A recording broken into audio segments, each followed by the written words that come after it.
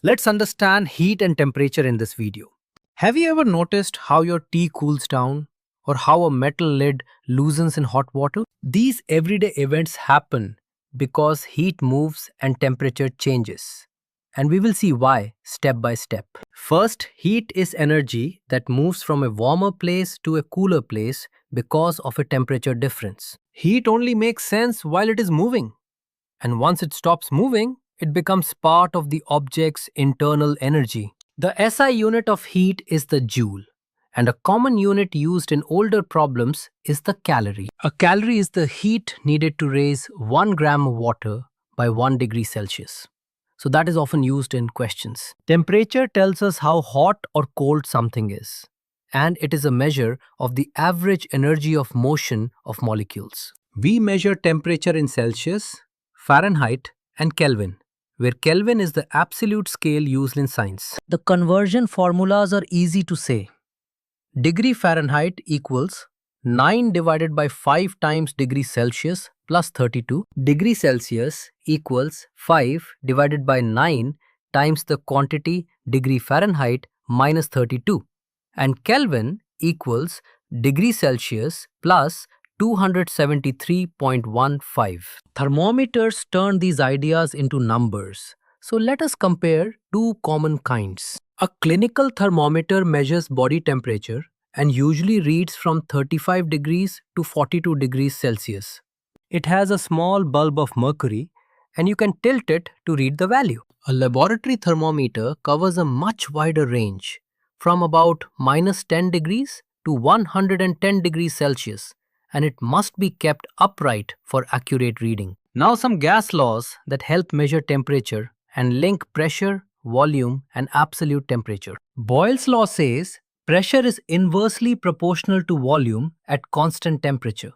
So pressure times volume is constant. Charles' law says volume is directly proportional to temperature at constant pressure. So volume divided by temperature is constant. Avogadro's law says equal volumes of gases at the same temperature and pressure hold the same number of molecules. Combine these and you get the ideal gas equation. P times V equals nRT, where N is moles and R is the gas constant. STP means standard temperature and pressure, commonly taken as 0 degrees Celsius and 1 atmosphere. Absolute zero is the lowest possible temperature, minus 273.15 degrees Celsius, and it is 0 on the Kelvin scale. Thermal expansion means materials change size with temperature, usually getting bigger when heated. In solids, we see linear expansion, area expansion, and volume expansion.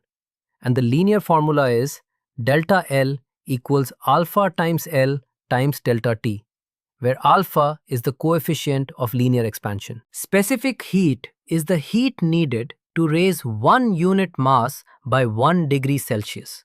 For water, it is 1 kilocalorie per kilogram per degree Celsius, or about 4,200 joules per kilogram per Kelvin. Calorimetry uses this idea to find final temperatures or heat lost and gained.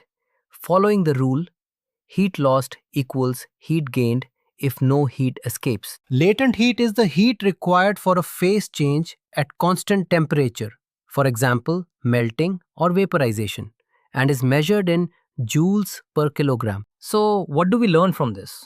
We learn that heat is energy in transit, temperature measures molecular energy, and gas laws and specific heats let us calculate heat, temperature, and moles. Let us quickly solve a couple of practice questions to make this concrete. Question number 1 asks, which quantity equals the heat needed to change 1 gram of water by 1 degree Celsius? And the correct answer is 1 calorie, because that is the definition of a calorie. Question number 2 asks, how many moles of helium are in a 6-liter canister at 101 kilopascal and 27 degrees Celsius? Use the ideal gas formula. N equals PV divided by RT.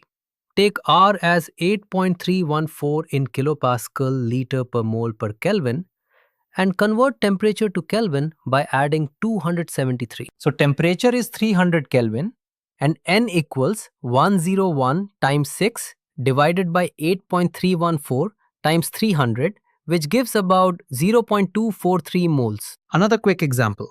Heat required to raise 1 kilogram of water by 20 degrees Celsius equals mass times specific heat times temperature change. So 1 kilogram times 1 kilocalorie per kilogram per degree times 20 degrees equals 20 kilocalories, or about 83,680 joules. Let us quickly remember the main points.